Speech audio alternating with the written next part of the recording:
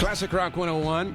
Very pleased to present the return to Vancouver tomorrow night, performing the legendary piece of work, The Wall, at BC Place. Roger Waters. It is a great treat to have you back in Vancouver again, performing this production, and a pleasure to meet and talk with you. Thank you for doing this, Roger. Not at all. Really appreciate that. I'm staring out my window at all the seaplanes and people buzzing around on this beautiful afternoon. You certainly lucked out and got some gorgeous sunshine. Absolutely. Yeah. Welcome back once again. Thank you.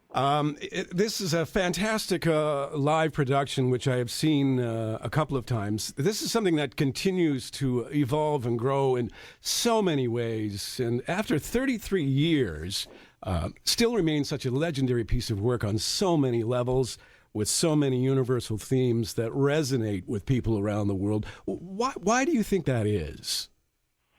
I'm not sure you have seen this, unless you've been down to South America. Not the large production. A couple years ago, the smaller version. Yeah. This one, no. This one has changed. This is a completely different experience. I really wanted to take it to South America, and as you know, you may or may not know, they don't have arenas in South America because they don't play basketball and they don't have ice hockey. So you either play in a club or you play in a football stadium. And so we decided that we would make this show so that it would work in a big stadium. And so we tore the whole thing apart, and we were projecting over 220 feet, which is 8,000 pixels wide, to be technical. And we're now up to 15,000 pixels wide, so we're projecting over about 440 feet of wall.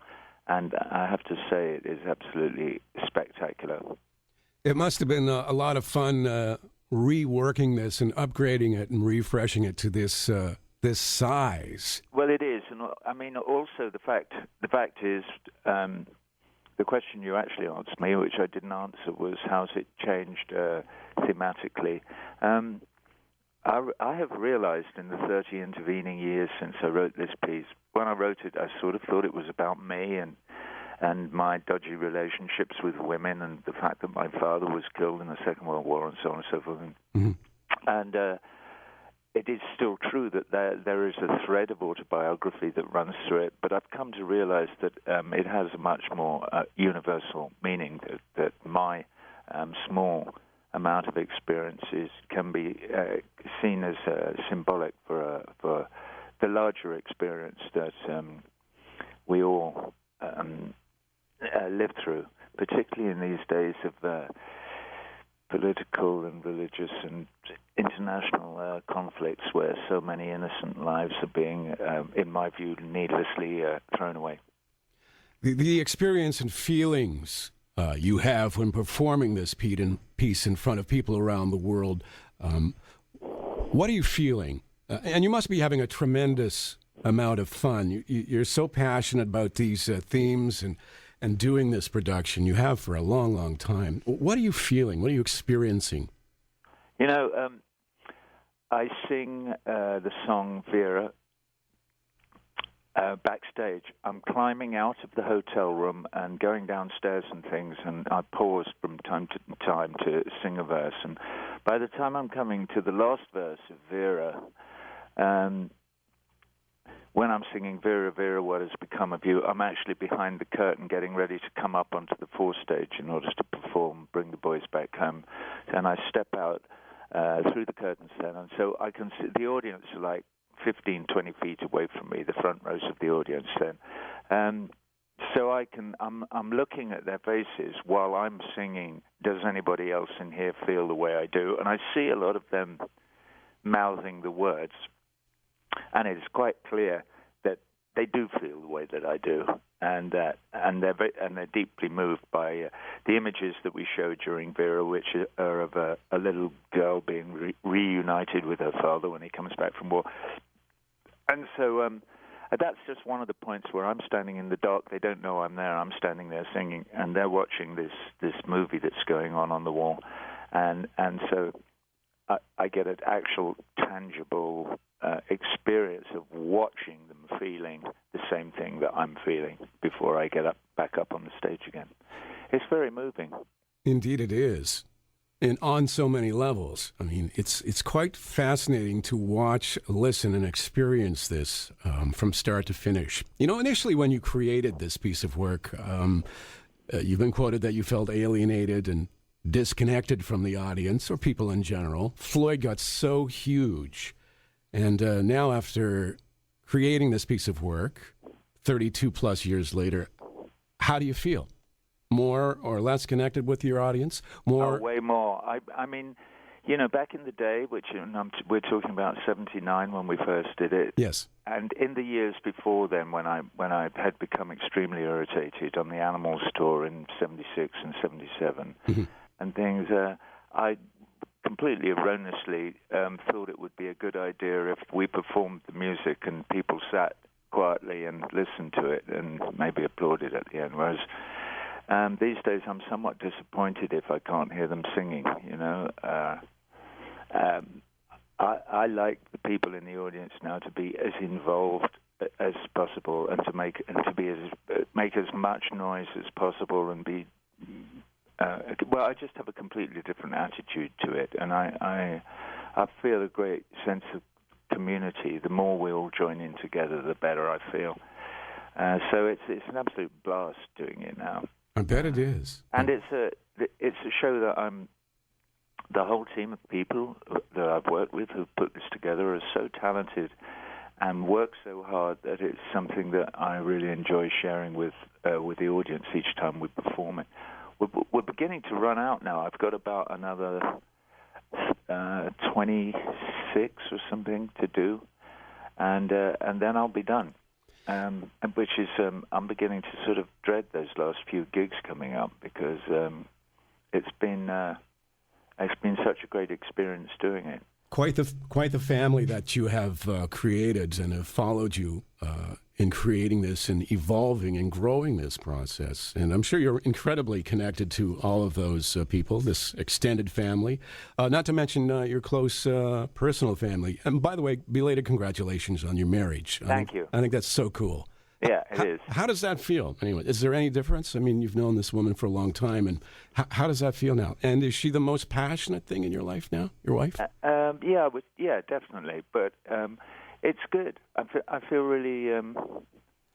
I think when you actually say the marriage vows, you know, just the saying of them to one another, there's a big sigh of, well, for me, it was a big sigh of relief. Go. I actually believe that this woman means what she's saying, and so, I think couples are a good thing, and there's a great feeling of safety, I suppose, in knowing that there's this one person who you absolutely trust and who is absolutely with you and will be through thick and thin.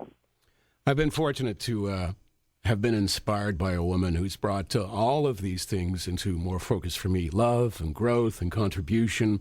And you just mentioned that to a degree. It's been a major source of inspiration, and probably much more so since you wrote this and experienced so much since then and now.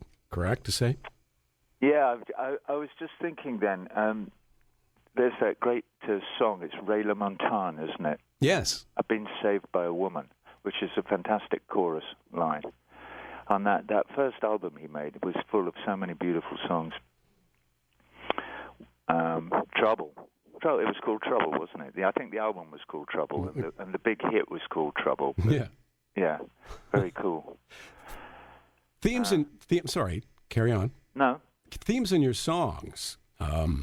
Mother, for example. It's amazing amidst the special effects and chaos going on in the production, which all fits just like a silk glove, bombs going off. Then comes this beautiful piece called Mother, which has a couple of meanings, of course, in the literal sense. And there's another word for government, mistrust of the government. Did you ever see a time when we might govern ourselves, or we have a government-less society, or trust it more?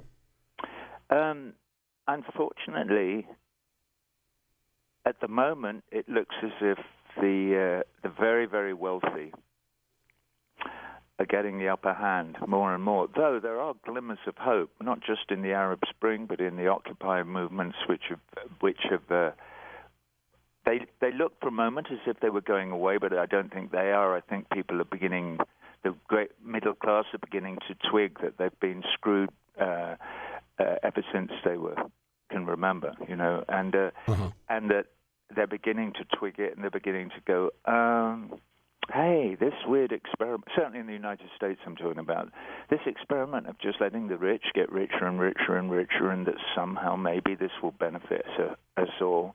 They're going, no, this doesn't work. This doesn't work at all. It doesn't benefit us all. It benefits them.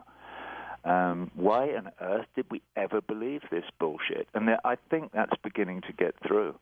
And, of course, they believed it because they're so full of McDonald's and Kardashians that they've got no brain left, or there's nothing healthy left to make decisions with or think with. That's what they've done to us, but we are fighting back. We are beginning to say no more of this nonsense. And obviously, in south of the border, we're going to find out in November just how far they've managed to dumb us down. Absolutely. I mean, our president, not that he's my president because I'm a UK resident, but President Barack Obama is clearly a very intelligent and thoughtful and well-educated man. He hasn't gone far enough for my tastes. We're still making war on far too many small brown people in foreign lands and than we ought to be, and so on and so forth. But at least you can see that the guy, maybe his heart's in the right place, and that he's trying to do his best, and that he's doing it in a very measured and committed way. And he is going to be up in an election against this guy who straps his dog to the roof of his car and wears magic underwear, and has spent his whole career, his business career, has been asset stripping. This is a man who looks for businesses, manufacturing or other, that his company can buy so that he can strip of its assets and make a profit. And what happens is that the people who work for those companies that Mitt Romney has bought over the years are thrown out of work, they lose their benefits, and he walks away with millions and millions of dollars. And so he's saying to us, look, you better please vote for me as president, because look how clever I am. I'm so good at ripping people off. And hopefully the American electorate will put aside all their prejudices about gay people or whatever it is that might allow them to drift towards voting for someone like this, and say no. No. We've seen how you operate. Yeah. The idea of giving you even a sniff of the reins of state is completely insane, and we will not do it. And so we'll have 4 more years of Barack to see, whether how much change he can make. And it may be that this will lessen the grip of big business on Congress. I mean, I slightly doubt it, but as we know that Congress has been bought and paid for umpteen years, and it's something that desperately, desperately, desperately needs reversing. There are laws that need reversing. Obviously, the Patriot Act has to be repealed. I mean, in the United States of America, they talk about it being land of the free. No, it's not. It's a police state. The Patriot Act says that if they want to, we don't know who they are, but if they suspect that you might be a terrorist, they can take you from your home and incarcerate you without a phone call, without recourse to a lawyer, without connection with your family. You just disappear. And this is the law of the land, and it's wrong, and it has to be repealed. So don't get me started. You're already started. One can be hopeful that people will wake up and, pardon the expression, not be comfortably numb. It leads me to the song Another Brick. Children being the future, teaching them to be free and great thinkers and feelers is the most important thing. Wouldn't you agree? Absolutely. Yeah, absolutely. Oh Christ, was it Yeats who said education is not the filling of a bucket, it's the, I can't remember, the brain goes. But anyway, we work with children. Every city we go to, we work with a different group of children, and normally their children have had some difficulties in their lives, and to engage in after-school activities because they need extra help, and to see the way these kids work with me, but also in the work that they do with one another is very uplifting. And the adults and carers who work with them, often using music as a channel to communicate, is a wonderful thing to see. It's a great thing to see. And so I'm always very happy to see the kids who come and work in our show. We have maybe 15 or 16 of them every night, and it's terrific. Clearly, one of the great problems, again, I don't know that much about Canadian politics. I know that you live in a far more liberal society than the United States is, which is a very good thing. Yeah. And so hopefully you have better education here than they do in the States. But again, the education system in the United States has been based largely on the idea that what they need is a nice, docile, not very well educated workforce, so that they can get this workforce to work their balls off for next to nothing, and to keep the very wealthy very, very wealthy. And so I think it's actually been the fact that education in the United States is so poor. It's the richest country in the world, and I think they're number 18 in a table of literacy.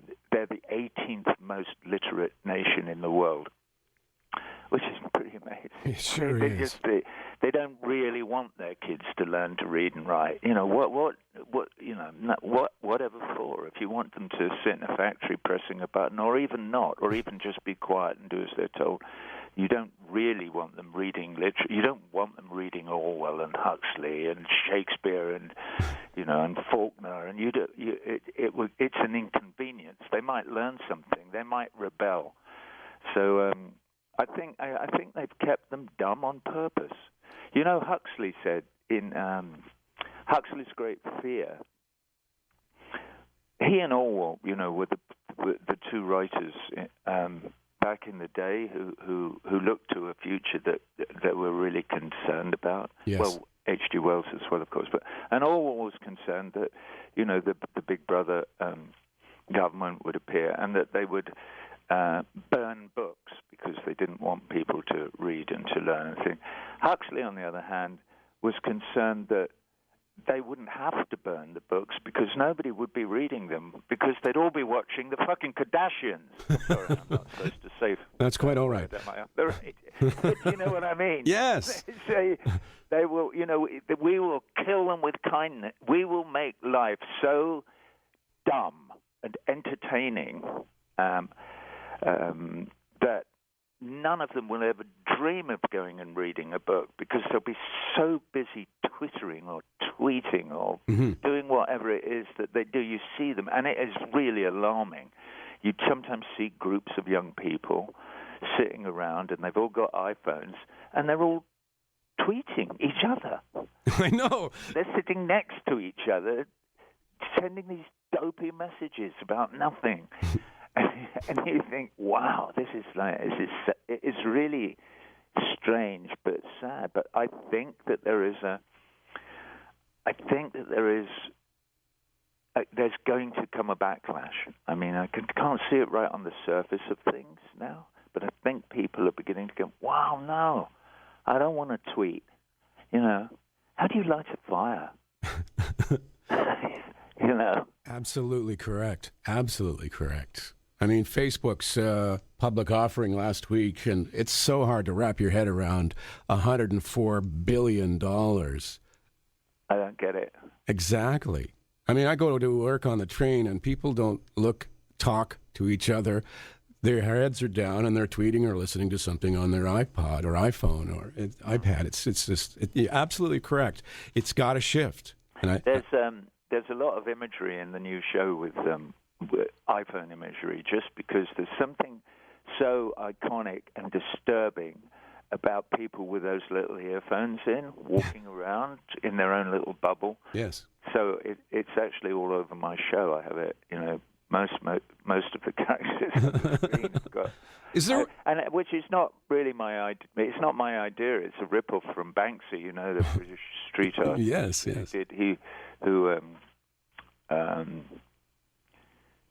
had his famous one, I think, was on the wall in Jerusalem, and it's a black kid with an iPhone in, and it just says "I need" or something like that next to it. It's a slogan, and it developed into a movement of people making slogans around the idea that all this kind of mini entertainment that we carry around with ourselves is actually an impediment between us and the potential that we have for having real feelings about each other, and particularly about black people who need more to eat. It inures us from becoming emotionally connected with what it means to be human. Is there one song or theme in this production that's most poignant or timely in 2012 that you want to resonate most or are most passionate about? Well, yeah, Bring the Boys Back Home. There it is, right there. There it is. Boom, there's the nugget of the thing right there. What are our boys doing in Afghanistan, killing brown people? What is the point of it? I know somebody would come up, what, is he crazy? Well, obviously we're over there to kill terrorists. Yeah. No, you're not. We all know that you can't go to Afghanistan and force them to do your bidding. We've been trying to do it for 300 years. Nobody has ever succeeded, and nobody ever will. It's about something else. It's an exercise of control of some kind. Also, there's a huge, huge, huge profits in it. Huge. Massive. Imagine the profits in, building all those airplanes and drones. And I just wrote a new song about drones, actually, which I'm really happy about. I think I may finally make a new album. Good. Well, it won't be that new. The last one was 20 years ago. I know.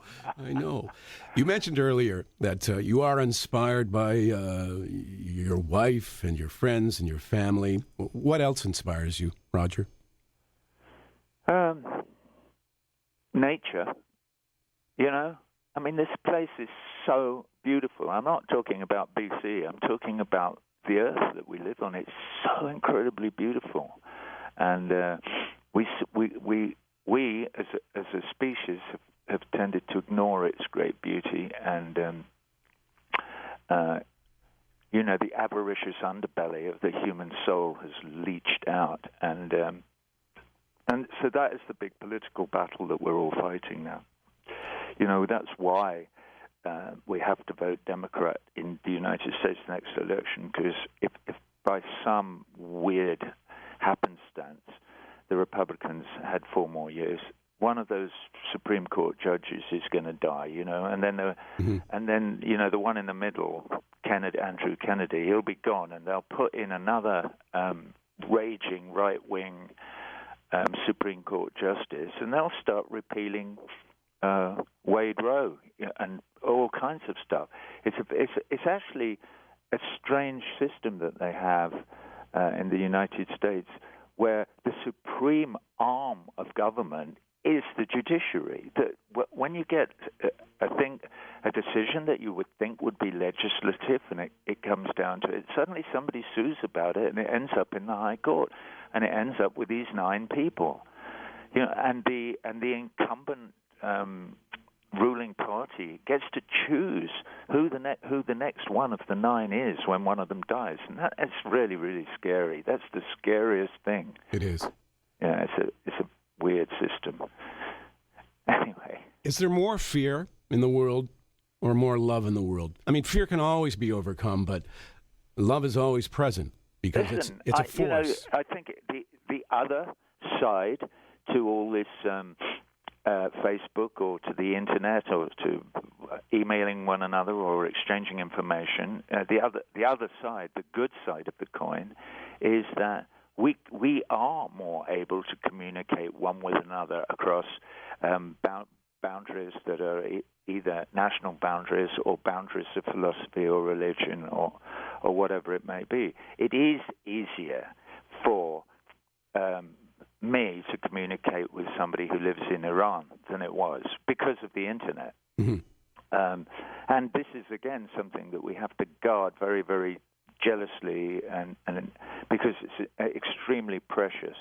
You know, I've signed umpteen petitions to stop these laws that are, that they claim are to stop piracy, but actually will give governments control over websites and in the end over the internet itself, and will prevent us from communicating directly with one another. So we have to guard very strongly against that. And it does seem likely that the internet was, and our ability to use it to communicate one with another, was instrumental in the beginnings of the Arab Spring in Tunisia and in Egypt and in Libya to some extent. And for that we must be grateful. Now, whether after years and years and years of living under the heel of the Mubarak jackboot or Gaddafi or whoever, they will be able to figure out how it is that they want to organize themselves and govern themselves remains to be seen. My fervent hope is that people are not fearful enough to go for the extreme religious position. Mm-hmm. Say, oh, things are so scary, we've got to live under Sufi law, so, and stone women to death if they're found in the back seat of the car. Bizarre. So let's hope that that some wisdom will prevail that is more humane than the wisdom that extremists believe has been handed down to them by the prophets. Not as extreme, obviously, as people who wear magic underwear and strap dogs to the roofs of their car, but nevertheless quite extreme. I'm glad to hear. I'm glad to hear that you, and I've heard this and heard you say it before in interviews, get more pleasure from love than from hate. Well, absolutely. Everybody can. I'm sure everybody who's lived. I'm not quite sure how to put this. Mm-hmm. I think everybody has moments in their life when they experience that thing where they've done a good deed or given somebody something, and they think, "Wow, that felt really good." And so we all experience it, and also we see people doing it. The people in society who work the hardest and who give the most. Unfortunately, we don't pay them any money, and we should. I'm talking about, nurses and doctors and teachers and the people who care for us and who care for our children. The only consolation, and I'm sure it's not, and it is a consolation, is that we know from our own experience that when you give like that to another human being, the payback is enormous. So we know that those nurses, those wonderful people working in hospitals, looking after the sick, they are getting that payback all the time. But they should be getting cash as well. I in my agree. view. I totally agree with you. It's such a pleasure to speak with you and meet you, and I thank you greatly for doing this, Roger. Well, let's try and persuade the people here that they really ought to see this show.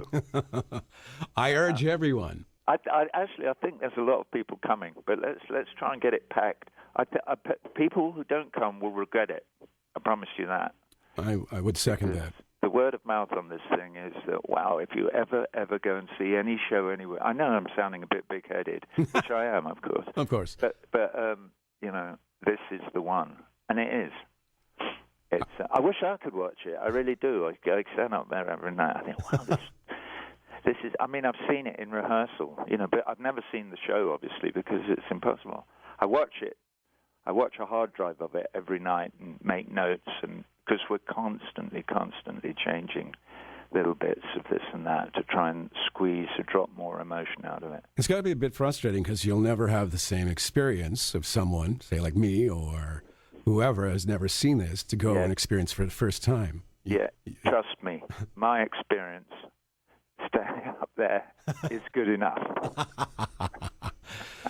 I get a lot out of it, I promise you. And so do I, and greatly appreciate you making a return to Vancouver with the Wall. Thank you so much for doing this. All right, man.